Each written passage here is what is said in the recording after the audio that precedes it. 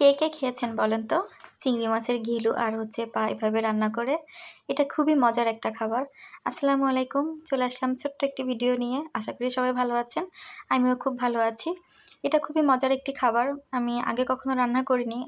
সবসময় আম্মাই রান্না করতেন আর আমি মজা করে খেতাম।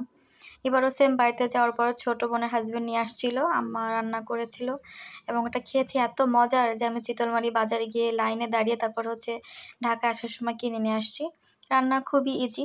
১ম এ পাগুলো লবণ হলুদ দিয়ে সিদ্ধ করে নিয়েছি। দেন ৪-৫ মিনিট সিদ্ধ করে নিয়েছি। ৪-৫ মিনিট সিদ্ধ করলেই এনাফ। দেন শুকনা মরিচ, পেঁয়াজ এবং রসুন এটা ভেজে নিতে হবে। ঘ্রাণটা যখন বের হবে মরিচ, পেঁয়াজের তখন হালকা একটু রসুন বাটা দিয়ে দিবেন। রসুন বাটা দিলে অনেক মজা হয়, আরও বেশি মজা হয়।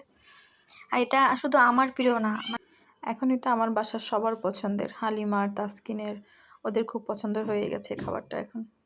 একটু রসুনটা ভেজে নিলাম। এখন চিংড়ি মাছের পা দিয়ে একটু ভেজে নিব যাতে গন্ধটা না থাকে। তার মধ্যে চিংড়ি মাছের ঘিলুটা দিয়ে দিব। এটা খুব বেশি ভাজতে হয় না কারণ ঘিলুটা খুব তাড়াতাড়ি হয়ে যায়। জাস্ট দিয়ে কিছুক্ষণ নাড়াচাড়া করলে দেখা যাবে যে হয়ে গেছে। এবং এর ঘ্রাণটা এত সুন্দর, মানে ঘ্রাণে পুরো পেট ভরে যায়। মানে ঘ্রাণটা এত মিষ্টি একটা ঘ্রাণ, খুবই ভালো লাগে ঘ্রাণটা।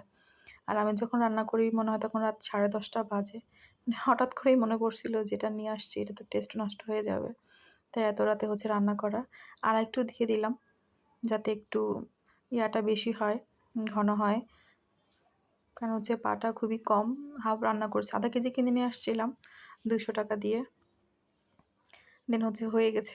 দেখেন কত সুন্দর, মানে ফ্লেভারটা আসলে ভিডিওতে তো সম্ভব না বোঝা যায় কতটা ঘ্রাণ। এই যে আমার রান্না শেষ, নিয়ে আসছি, এখন খাবো। আর এটা তাসকিন, মানে সব চিংড়ি মাছের পাগুলো খেয়ে ফেলছে ও বেছে বেছে। ওর কাছে এত মজা লাগছে এবং যখন শেষ হয়ে গেছে তখন বলতেছে সে আরও খাবে। এটা খুবই তার পছন্দের। এটা প্রথম সে ট্রাই করছে, বাট এতটা পছন্দ হবে এটা বুঝতে পারেনি। ধন্যবাদ সবাইকে। আর যারা এটা টেস্ট করেন নাই অবশ্যই টেস্ট করবেন। আর সতর্ক সংকেত এটা সব খাবারের লাস্টে খাবেন।